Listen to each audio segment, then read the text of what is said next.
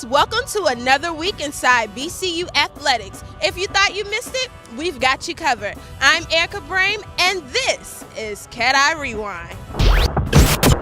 The men's golf team finished 10th at the Homewood Hilton Airport Invitational on Tuesday with a final team score of 927. Ian Clark and Leon Fricker led the way, both finishing tied for 27th, shooting 228. The men's next tournament is the Wendy's Kiowa Classic from November 2nd through the 4th.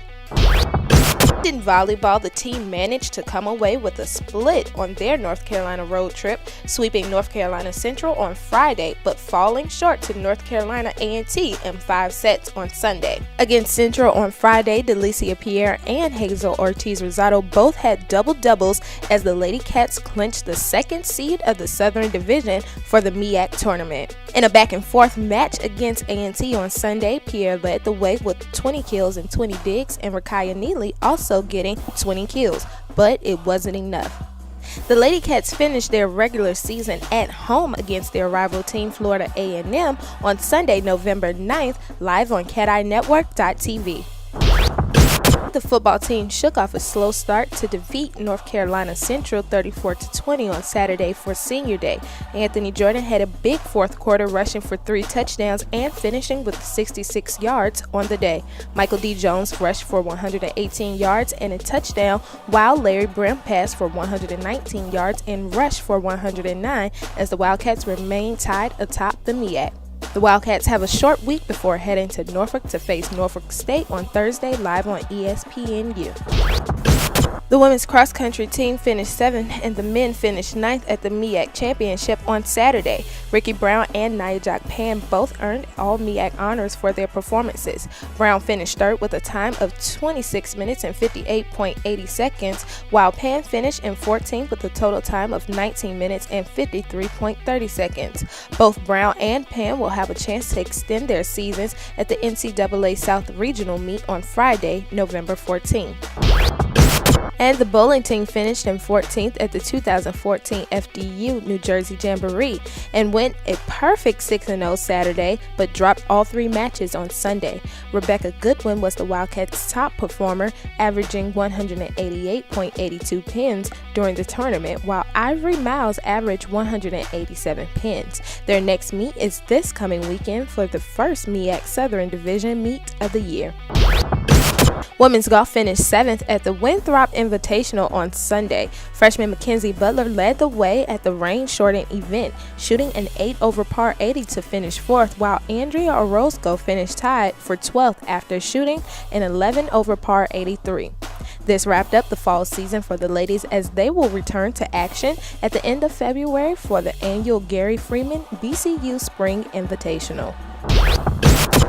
Welcome back, Wildcat fans, to the CatEye Rewind's Gridiron section. I'm Ehricka Brame. Standing next to me is the Assistant Athletic Media Relations Advisor, Bryan Harvey. How's it going? I'm doing great, Eric. Thank you so much. Great to have you here, but let's get right into things. This past weekend, we got a chance to take on your alma mater, the North Carolina Central Eagles, and we did come out with the W, 34-20, but it was also Senior Day, so we had a great way to send our seniors out. Absolutely. 24 seniors on this year's roster, so that's an absolutely huge class. And then you look at it's also one of the first recruiting classes for Coach Jenkins. So what better way than to get a W as well as stay on top of the MEAC and still have a title hopes in. Well, let's dig right in.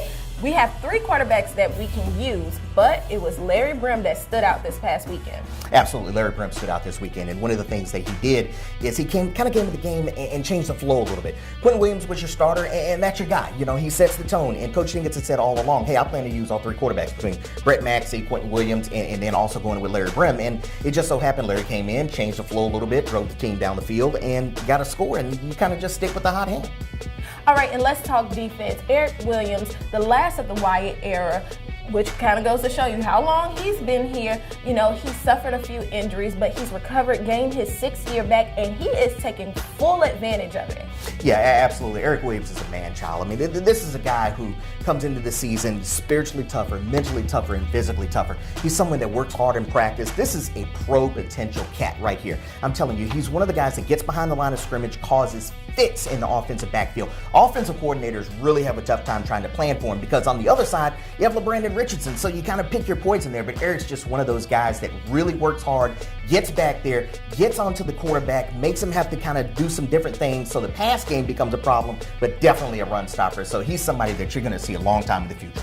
All right, well, moving right along, this week's next matchup will be nationally televised as the Wildcats take on the Norfolk State Spartans in Norfolk, Virginia at 7:30 p.m. on ESPNU. How exciting is that? But the Wildcats are going there to avenge their only MEAC loss last year that was at the hands of the Spartans. Bryan, what are the keys to win this game? You know, there's a couple of keys to this game, actually, and it starts with one thing. It is protect the football. That's a couple of things the Cats did wrong last year. They kind of turned over the ball. Norfolk State took advantage of it. Absolutely powered down the field in a couple of plays, got in the end zone, took a big lead. It was just a little bit too much to come back from. 2, have fun. Fundamentals. That's an absolute thing you have to do. Go into this game with the fundamentals. You're going to play against a guy that is an absolute monster in Lyndon Trail. The guy's all MEAC, all America. He's all everything. He makes the Spartans go. You stop Lyndon Trail, you stop the Spartans. 3, absolutely imperative to do one simple thing, and that is remain focused, remain calm. You have to have the 5 C's. Be cool, calm, collected, controlled, and calculated. Cats have to do that. If they do that this weekend, they're absolutely going to win a big national televised game. Go 5-2 on Thursday night games, by the way. Just a little FYI. Well, there you have it. The Wildcats will take on the Spartans this Thursday on ESPNU at 7:30 p.m. And we'll be here the same time next week. And if you thought you missed it, we've got you covered.